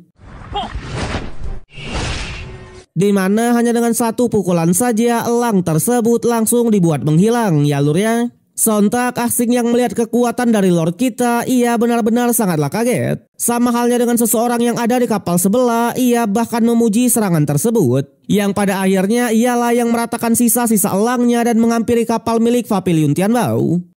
Bao Xiaojie. Yang ternyata pria ini bernama Lun Wuqiang atau kenalan dari Master Shao. Di sana tanpa basa-basi lagi, ia pun langsung menanyakan tentang Lord Muyun. Yang sudah jelas Master Shao hanya bilang kalau Lord Muyun adalah pengawal barunya. Tapi tanpa diduga setelah melihat kekuatan dari Lord Muyun tadi, tuan muda Lun ini malah sangatlah kagum dan ingin merekrutnya. Bahkan ia siap memberikan gaji 3 kali lipat jika Lord Muyun mau. Alhasil Master Shao pun hanya bilang kalau itu tergantung dengan Lord Muyun. Namun jelas Lord Muyun langsung menolak ajakan tersebut. Apalagi ia juga sudah berjanji kepada Master Shao sebagai penyelamat hidupnya. Sontak penolakan tersebut membuat tuan muda Lun pun sangatlah kesal karena katanya di 72 pulau di lautan Cina Selatan ini tak ada seorang pun yang berani menolaknya. Bahkan Lord Muyun adalah yang pertama. Tapi di sana Lord Muyun tak peduli sama sekali dan hanya mengatakan satu-satunya alasan kenapa ia tak pernah ditolak karena ia belum pernah ketemu dirinya ya lur ya. Wedding. Yang pada akhirnya ia pun hanya mengatakan kalau ia menyambut kedatangan dari Papiliun Tianbao. Jelas ketika saatnya tiba nanti maka mereka harus melindungi pulaunya ini. Dan kemudian ia pun bergegas pergi. Sontak Master Shao yang melihatnya langsung mengatakan kalau tuan muda Lun itu sudah berada di ranah peribulu tingkat ketiga. Tentunya Lord Muyun harus berhati-hati apalagi ia adalah tipe yang pendendam. Tapi jelas Lord Muyun tak gentar sama sekali karena memang ia sudah menjadi pengawal dari Master Shao. Yang pada akhirnya Master Shao pun semakin kagum dengan Lord Muyun karena katanya feelingnya kemarin ternyata memanglah benar. Di mana Lord Muyun tidaklah sesederhana itu. Bahkan karena Lord Muyun sudah menjadi pengawal pribadinya, maka untuk kedepannya Lord kita tak akan tinggal di lantai 3 lagi, melainkan akan tinggal di lantai pertama sekaligus sekamar dengan dirinya ya lur ya. Waduh, Lord sikat Lord. Kemudian Lord Muyun pun beneran diajak ke kamar dari Master Shao. Tentunya Lord Muyun lagi-lagi dibuat kaget, apalagi Master Shao memutuskan untuk mandi terlebih dulu. Tapi jelas Master Shao juga tak ada niat yang buruk karena katanya Lord Muyun adalah pengawalnya. Jadi ia harus selalu berada di sekitarnya untuk memastikan keamanannya. Selain itu sebagai seorang wanita, ia juga mengatakan kalau Lord Muyun akan tinggal di ruang belajar dan tidaklah sekamar dengan dirinya.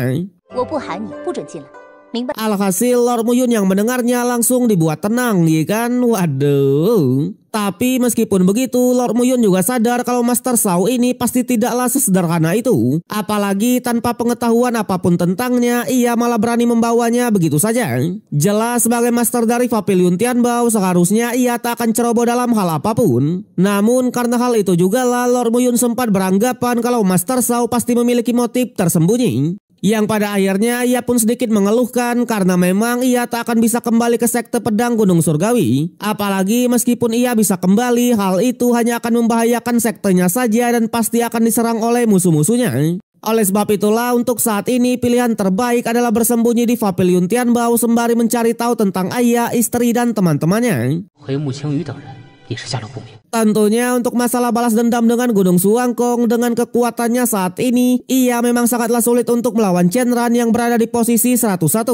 Sampai ketika ia sedang melamunkan itu, tiba-tiba Master Shao pun menyuruhnya untuk mengambilkan pakaiannya. Alhasil sebagai seorang pengawal, Lord Muyun menuruti perintah tersebut ya lur ya.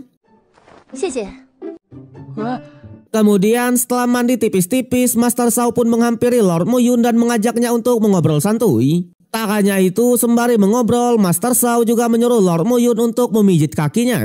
Sontak Lord Muyun yang mendengarnya lagi-lagi dibuat kaget. Apalagi hal seperti ini bukanlah tugas dari pengawal. Tapi sayangnya Master Shao tetap menyuruhnya karena katanya memijit juga merupakan tugas dari pengawal. Bahkan salah satu alasan kenapa Lord Muyun diizinkan tinggal di kamarnya untuk melakukan ini. Waduh. Alhasil sembari mengingat para ciwi-ciwinya dengan terpaksa Lord Muyun pun lagi-lagi menuruti perintah tersebut. Di sana ia juga menyadari kalau Master Shao ini berniat untuk mengujinya. 那好吧。 Dan benar saja ketika sedang dipijit oleh Lord Muyun, Master Sao beneran ingin mengujinya. Bahkan ia sampai menggoda Lord Muyun kita. Tapi sayangnya Lord Muyun sudah tobat sebagai fuckboy dan langsung menegaskan, jika Master Sao memiliki niat yang buruk, maka ia juga tak akan segan-segan. Alhasil Master Sao pun semakin kagum karena memang selain memiliki aura yang mengerikan, Lord Muyun ini beneran berbeda dari pria-pria mesum pada umumnya. Ya lur ya, waduh Lord. Yang pada akhirnya Master Sao pun mengatakan kalau sebenarnya ia sudah mengetahui kalau Lord Muyun ini adalah Lord Muyun yang asli dari sekte pedang Gunung Surgawi. Tapi meskipun begitu, ia tak peduli tentang latar belakangnya dan menyuruhnya untuk tetap menyamar saja. Bahkan ia bersedia memberikannya sebuah topeng yang terbuat dari binatang suci tingkat 5, yaitu jangkrik langit. Di mana topeng tersebut selain bisa membuat Lord Muyun tidak terlihat, auranya juga akan berbeda. Bahkan praktisi Dirana Peribulu tingkat 10 aja tak akan bisa mendeteksinya. Sontak Lord Muyun lagi-lagi dibuat kaget karena ternyata Master Sao sudah mengetahui semuanya. Tapi ia malah masih membiarkannya tinggal di sini. Namun jelas Master Sao hanya bilang kalau ia tak takut sama sekali dengan istana surgawi Jihuan. Apalagi Pavilion Tianbao-nya ini adalah pebisnis di 3000 dunia kecil. Di mana tanpa istana surgawi Jihuan ia hanya akan kehilangan keuntungan. Begitu sebaliknya, tanpa Pavilion Tianbao, istana surgawi Jihuan akan kehilangan sumber dayanya. Alhasil Lord Muyun yang mendengarnya sangatlah berterima kasih. Tapi di sana Master Sao juga bilang kalau ia menahan Lord Muyun ini juga untuk membantu Pavilionnya. Yang ternyata mereka ini akan memasuki wilayah perairan selatan untuk melakukan kerjasama dengan Pulau Tianlun. Di mana sebelumnya rekan kerjasama dari Pulau Tianlun ini adalah Aula Lanjin atau rivalnya sendiri. Dan oleh sebab itulah ia pun menyimpulkan kalau Pulau Tianlun tiba-tiba mengajaknya bekerja sama ini hanya untuk menjebak Pavilionnya. Cerita berlanjut di mana Master Sao masih menceritakan soal kecurigaannya terhadap Pulau Tianlun yang tiba-tiba mau bekerja sama. Tentunya karena Lord Muyun merupakan wajah baru dari Pavilionnya, jadi ia pun meminta agar Lord Muyun lah yang menyelidiki masalah ini. Sontak Lord Muyun tak keberatan sama sekali. Tapi di sana Master Sao langsung meminta satu hal lagi, di mana sebelum ia menyelidikinya, ia mendengar kalau Pulau Suensa di antara 72 pulau juga sedang bermasalah. Jadi untuk kedepannya Lord Muyun fokus dulu menyelidiki pulau tersebut. Terlebih lagi Pulau Suensa ini didirikan oleh Venerable Su di masa lalu. Jelas meskipun Venerable Su-nya sudah lama menghilang, tapi ia yakin pasti ada sesuatu di pulau itu. Sontak Lord Muyun yang mendengarnya, ia pun langsung meminta agar Master Sao menceritakannya dengan detail. Alhasil Master Sao juga tak keberatan sama sekali dan langsung menceritakannya. Sejadi pada saat itu Pulau Suensa ini merupakan pulau terkuat di antara 72 pulau. Tak hanya itu, Venerable Su atau pendirinya ini ternyata adalah saudara dari Lord Muyun atau Su Xiao. Namun 10.000 tahun yang lalu Venerable Su ini malah menghilang bersamaan dengan kitab darah abadinya.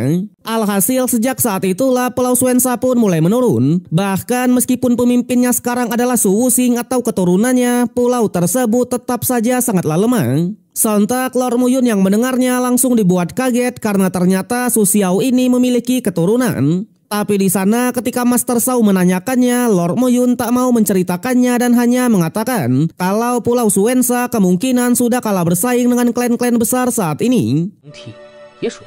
Namun Master Sao malah mengatakan kalau Lord Muyun tak tahu apa-apa karena katanya hal ini bukanlah perbedaan kekuatan melainkan adalah buatan orang. Yang ternyata di masa lalu Venerable Su atau Su Xiao bisa menguasai dunia dulu berkat reputasi dari saudaranya yaitu Sang Raja Peri Lord Muyun. Tapi sayangnya 10.000 tahun yang lalu Raja Peri Lord Muyun harus terbunuh di dunia besar.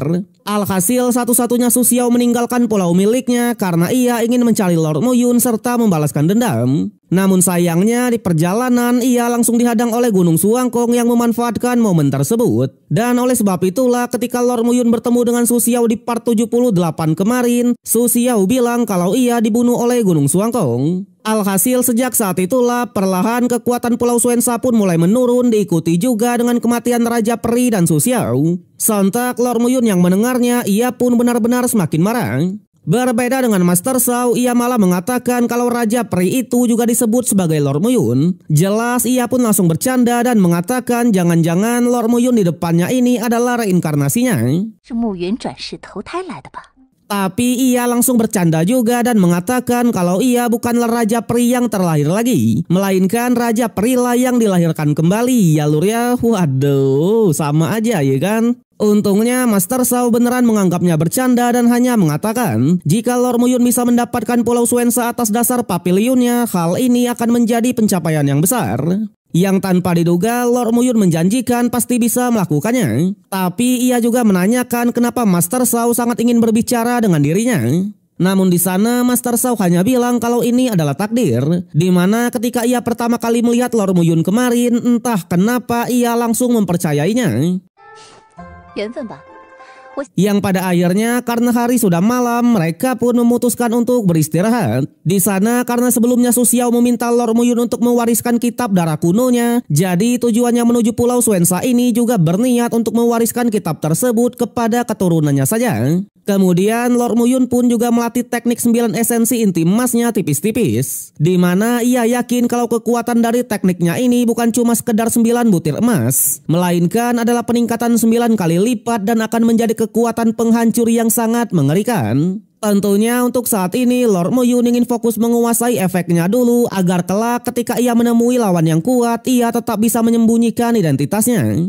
Tak hanya itu, ia juga membuka kitab darah kuno milik Su Xiao yang ternyata dibagi menjadi 3 lapisan utama dan 9 lapisan kecil. Jelas jika ia ingin memahaminya, ia juga harus mempelajari kitabnya terlebih dulu. Sampai tak terasa hari pun sudah berganti, di mana keesokan harinya mereka sudah melewati pulau kedua atau Pulau Polo dan sekarang akan segera sampai ke pulau ketiga atau Pulau Guiku. Tapi tanpa diduga, Master Sao malah memutuskan untuk melewati juga Pulau Guiku dan fokus saja ke pulau utama yaitu Pulau Tianlun. Namun sayangnya di sana malah ada tuan muda Lo Ming dari Pulau Guiku tepat di belakang kapal mereka. Tentunya melihat Master Sao yang menolak untuk berkunjung ke pulaunya, ia pun sedikit menyinggungnya. Tapi jelas Master Sao memiliki jawabannya sendiri karena katanya Pulau Guiku sudah bekerja sama dengan rivalnya yaitu Aula Lanjin. Jadi tak ada alasan baginya untuk berkunjung ke sana. Namun tuan muda Lo Ming tetap saja tersinggung karena katanya sebagai pebisnis seharusnya mereka berhak memberikan penawaran terbaiknya dan mereka juga berhak memilih salah satunya. Apalagi Pulau Guiku sebenarnya juga bersedia untuk bekerja sama dengan Pavilion Tianbao. Tapi di saat itu juga lah tuan muda Lun Wuqiang lagi-lagi muncul dan membela Pavilion Tianbao karena katanya ialah yang mengundang Pavilion Tianbao untuk pergi ke Pulau Selatan. Jadi mereka tak berhak ikut campur mau kemanapun mereka pergi, ya kan? Namun sayangnya perkataan tersebut malah membuat mereka semakin tersinggung. Untungnya di saat itu juga lah Master Sao pun menenangkan mereka semua. Tentunya ia pun menegaskan kalau tujuan Pavilionnya datang ke sini hanya untuk berbisnis bukan untuk bertarung. Tapi di sana orang-orang dari Pulau Guiku malah mengatakan siapapun memang berhak untuk berbisnis. Namun yang ia pertanyakan apakah mereka memiliki kualifikasinya. Berbeda dengan pembunuh di kapalnya, ia malah menyarankan untuk segera bertarung saja ya lur ya. Waduh. Yang tanpa diduga tuan muda Lun juga tak gentar sama sekali dan siap meladeni mereka dalam hal apapun. Alhasil Jin Buyi dari Pulau Guiku pun mengatakan karena ketiga keluarga mereka ini memiliki keahlian bisnis masing-masing dan tak memiliki perbedaan yang besar, jadi ia akan mengadakan pertarungan saja. Di mana pertarungannya adalah turnamen alkimia, persenjataan, dan turnamen alkemis. Jadi untuk turnamen alkimia adalah turnamennya para alkemis di antara mereka bertiga. Sedangkan persenjataan tentunya adalah membuat senjata dengan kualitas tinggi. Dan terakhir untuk turnamen bela diri, mereka akan memilih satu pembunuh bayaran di ranah peribulu tingkat 1 untuk mengikuti turnamen pembunuhan. Jelas jika mereka memenangkan salah satu dari turnamennya, maka mereka akan berhak mendapatkan sepertiga hak perdagangan di 72 pulau. Bahkan jika mereka bisa memenangkan 3 pertandingannya, maka semua hak perdagangan di 72 pulau akan menjadi milik pribadi. Tapi tentunya untuk pihak yang kalah mereka tak boleh mengganggu sama sekali. Bahkan siapapun yang melanggar akan langsung dieksekusi ya lur ya. Waduh. Sontak tuan muda Lun yang mendengarnya, ia pun langsung menyetujui tantangan itu. Berbeda dengan Master Sao, awalnya ia pun sangatlah ragu. Tapi setelah diprovokasi oleh tuan muda Lun, ia pun dengan terpaksa menyetujuinya. 我先休息去了。 Jelas di dalam kapal, Master Zhao benar-benar sangatlah kesal karena katanya Pulau Tianlun dan Pulau Guiku pasti sudah bekerja sama untuk menyudutkannya. Apalagi Jin Buji sendiri adalah seorang alkemis tingkat rendah yang bisa membuat pil suci di tingkat 4. Bahkan mereka sudah membawa pembunuh bayaran dari Pavilion Bayangan. Berbeda dengan dirinya yang tak ada persiapan sama sekali, bahkan ia juga tak membawa satupun pembunuh bayaran. Sontak Lord Muyun yang mendengarnya, ia pun cukuplah aneh dan menanyakan kenapa Master Zhao menyetujui tantangan tadi. Yang sudah jelas Master Zhao pun menegaskan jika ia tidak menyetujui, maka kerugian yang mereka dapatkan akan lebih besar. Jadi meskipun kalah, ia lebih memilih berjuang dulu daripada langsung menyerang. Apalagi dengan mereka melawan, mereka juga bisa meminimalisir kerugiannya. Alhasil Lord Muyun yang mendengarnya, ia pun mengatakan kalau ia kemungkinan bisa membantu. Dengan syarat Master Zhao juga harus membantunya dalam mengetahui beberapa hal. Sontak Master Zhao yang mendengarnya awalnya tak percaya kalau Lord Muyun bisa membantunya. Tapi ia tetap akan menjawab apapun yang ingin Lord Muyun ketahui. Jelas Lord Muyun yang diremehkan, ia pun akhirnya menunjukkan identitas aslinya dengan mengeluarkan 3 api surgawi miliknya. Alhasil Master Zhao pun langsung mengetahui kalau Lord Muyun ini beneran Lord Muyun dari Gunung Tianshuan kemarin. Sementara untuk Lord Muyun, ia pun mengatakan jika Master Zhao mau mempercayainya, maka ia pasti akan membantu. Tapi jika tidak, ia juga tak akan membantunya. Yang sudah jelas Master Zhao mau mempercayai dan menanyakan apa yang ingin Lord Muyun tanyakan tadi. Sontak tanpa basa-basi lagi, Lord Muyun pun langsung menanyakan kabar dari teman-temannya. Dari istrinya yaitu Meng Yao, Wang Xinya, Xiao Yun'er, Mu Xingyu atau ayahnya, dan terakhir adalah Yun Xinyao atau ibunya.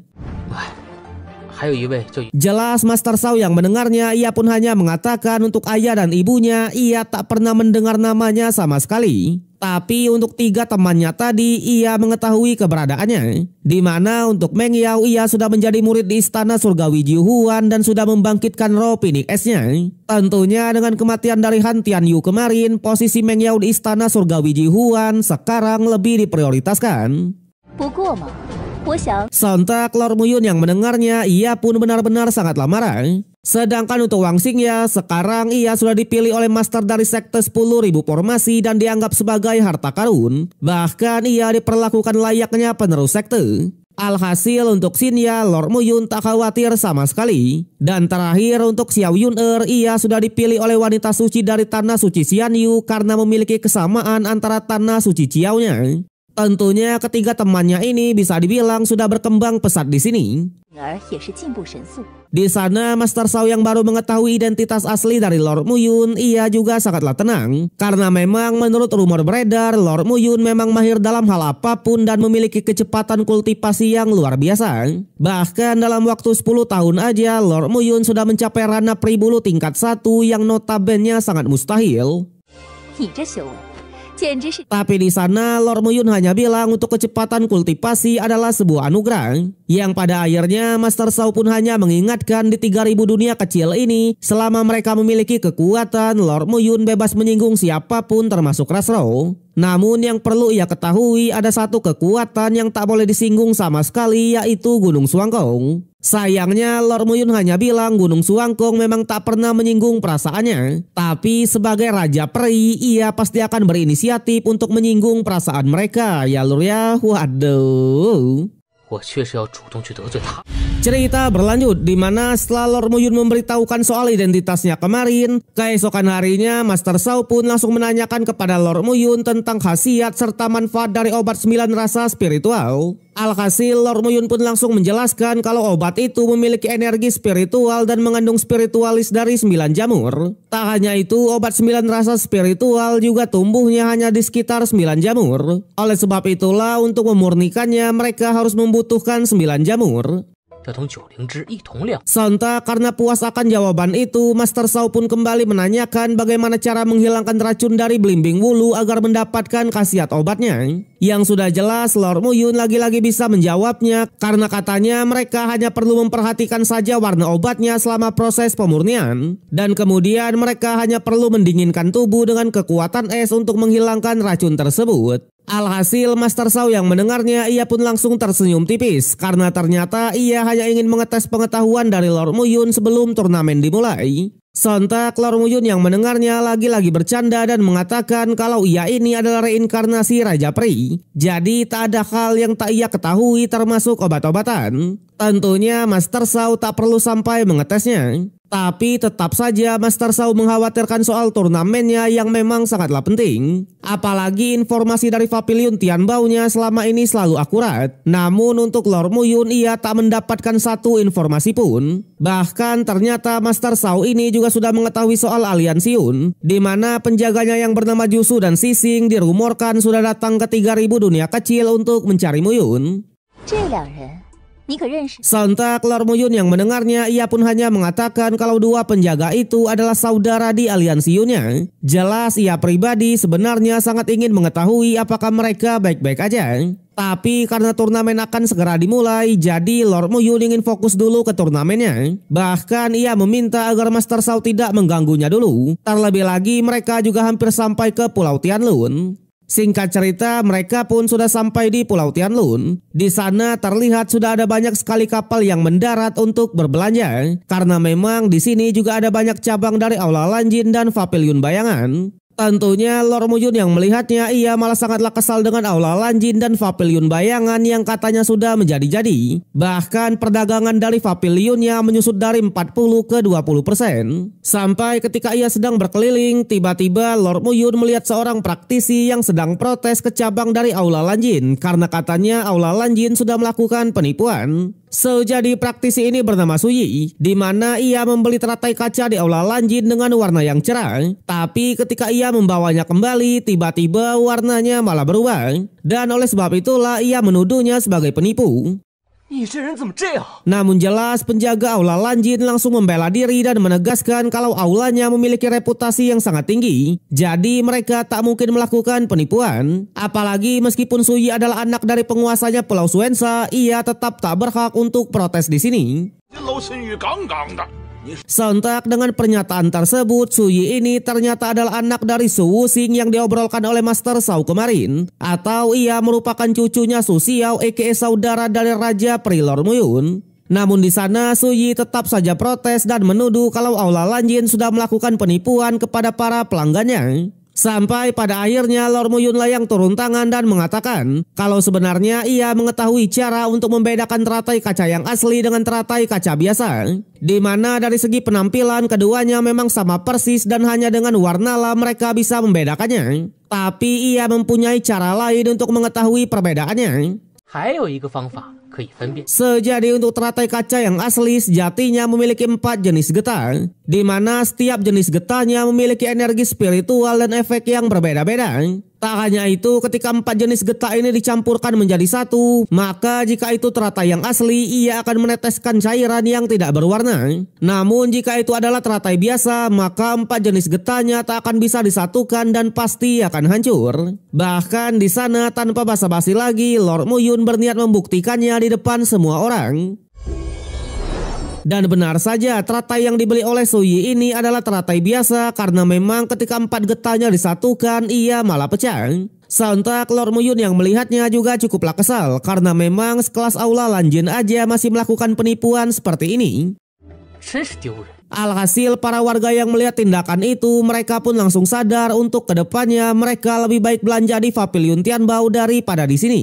Sama halnya dengan Suyi, ia juga sangatlah marah dan memecahkan teratai itu tepat di depan Aula Lanjin. Bahkan ia menegaskan mulai sekarang di Pulau Suensa, Aula Lanjin tak boleh menginjakkan kakinya lagi. Dan kemudian mereka pun bergegas pergi. Jelas Suyi yang melihat tindakan dari Lord Muyun tadi, ia pun sangatlah berterima kasih. Tak hanya itu, Suyi bahkan sampai menawarkan untuk datang ke tempatnya dulu dan mengobrol santuy. Yang sudah jelas karena Suyi sangat tertarik dengan teratai kaca, Lord Muyun juga tak keberatan sama sekali. Bahkan ia beranggapan kalau Suyi menginginkan teratai kaca untuk membantu kultivasinya.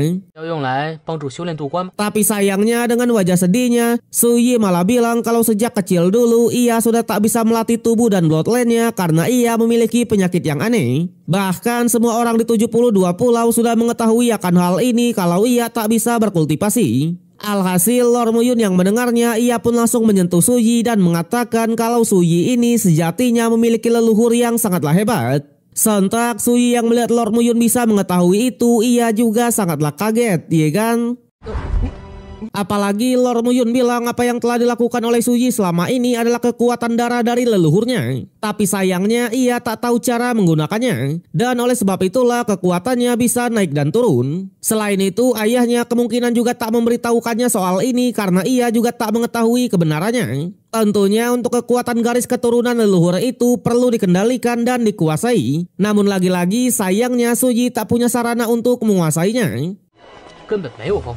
Sontak Suyi yang mendengarnya lagi-lagi sangatlah kaget dan menanyakan siapa Lord Muyun sebenarnya. Tapi di sana Lord Muyun hanya bilang tak peduli siapapun dirinya, yang penting tujuan ia datang ke sini untuk membantu Suyi. Di mana Lord Muyun akan mewariskan harta karun dari leluhurnya dulu, yaitu kitab darah kuno milik Su Xiao. Jelas untuk kedepannya Suyi bisa melatihnya sendiri. Bahkan ketika ia pulang nanti ia juga bisa memberitahukannya kepada ayahnya. Alhasil Suyi juga tak keberatan sama sekali dan menerima warisan tersebut.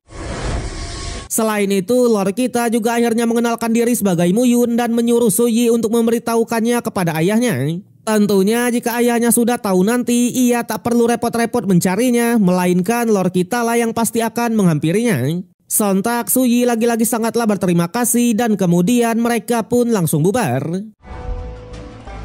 Di sana Lord Muyun sendiri ia pun hanya mengatakan untuk saudaranya Su Xiao, teknik kitabnya kemarin sudah ia wariskan kepada keturunannya. Mungkin inilah yang terbaik yang bisa ia lakukan karena memang Lord Muyun masih merasa bersalah atas kematian dari Su Xiao dulu. Tapi di sana ketika ia mau pergi, tiba-tiba malah ada dua pembunuh bayaran dari Aula Lanjin yang salah sasaran dan mengincar Lord Muyun kita.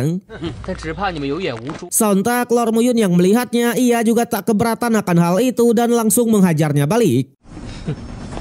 Jelas para pembunuh yang tak tahu identitas dari Lord Muyun, mereka pun langsung mencoba mengancamnya. Tapi sayangnya this is Raja Pri, di mana Lord Muyun lah yang menghajar mereka dengan api surgawinya dan berniat menginterogasinya. Jelas jika mereka tidak menjawab, maka bisa dipastikan mereka akan meninggoy. Alhasil dua pembunuh ini langsung ketar-ketir dan siap menjawab semua pertanyaannya. Di mana untuk pertanyaan yang pertama, Lord kita menanyakan apa tujuan Aula Lanjin dalam mengajak Papiliun Tianbao ke Pulau Tianlun. Yang ternyata bisnis di Pulau Tianlun ini sudah menjadi tanggung jawab dari Aula Lanjin. Tapi baru-baru ini aula mereka sudah membuat kesepakatan dengan penguasa Pulau Tianlun untuk sama-sama menjebak dan memojokkan Papiliun Tianbao. Alhasil Lord Muyun pun langsung masuk ke pertanyaan kedua, yaitu apakah Aula Lanjin, Papiliun Bayangan, dan 3 pulau besar sudah bekerja sama? Yang sudah jelas mereka sudah bekerja sama. Dan kemudian pertanyaan terakhir, apakah di Papiliun Tianbao sudah ada mata-mata dari mereka? Yang ternyata di kapal milik Master Shao sudah ada mata-mata. Tapi untuk siapa orangnya Doi tak tahu sama sekali. Sontak karena pembunuh ini menjawab dengan jujur, Lord Muyun tidaklah membunuhnya, melainkan ia hanya membuatnya pingsan. Setelah itu ia pun bergegas kembali ke kapal. Di sana sesampainya di kapal, Master Shao langsung menanyakan kepada Lord Muyun apa yang sudah ia dapat dari perjalanan tadi. Alhasil Lord Muyun pun langsung menjelaskan semuanya kalau Aula Lanjin, Papiliun Bayangan, dan 3 pulau besar sudah bergabung demi melawan Papiliun mereka. Selain itu di kapal ini juga sudah ada mata-mata dari musuhnya itu. Yang tanpa diduga Master Shao malah tampak biasa aja. Yang ternyata ia sudah mengetahui kalau Papilionnya akan versus everybody. Tapi ia baru mengetahui tujuan dari musuh-musuhnya yang memang ingin memojokkannya. Jelas ia pun hanya bilang tak peduli apapun yang mereka lakukan, ia hanya perlu menyiapkan akan satu hal. Yang sudah jelas tak lain dan tak bukan adalah Lord Muyun itu sendiri sebagai tombak utama di turnamen nanti. Yang ternyata beberapa hari pun sudah berlalu dan turnamen bajak laut sudah resmi digelar. Di mana terlihat ada beberapa keluarga besar yang menonton termasuk Pulau Xuanzang. Bahkan Lord Muyun juga sudah memasang mode penyamarannya. Tentunya Master Shao sendiri ia pun langsung menanyakan kepada Lord Muyun apakah ia yakin bisa memenangkan turnamen ini. Yang sudah jelas dengan perasaan tenang Lord Muyun hanya bilang kalau semua pasti akan baik-baik aja. Tapi di sana Master Shao tetap saja mengingatkan jika Lord Muyun kalah ia pasti akan dihukum ya lor ya. Waduh. Sampai ada salah satu keluarga yang menghampiri Papilionnya. Tapi sayangnya episode yang kali ini harus berakhir sampai di sini. Sebagaimanakah kelanjutan dari Lord Muyun? Apakah ia bisa memenangkan turnamen bajak laut ini? Tentunya kita akan melanjutkannya di part yang berikutnya.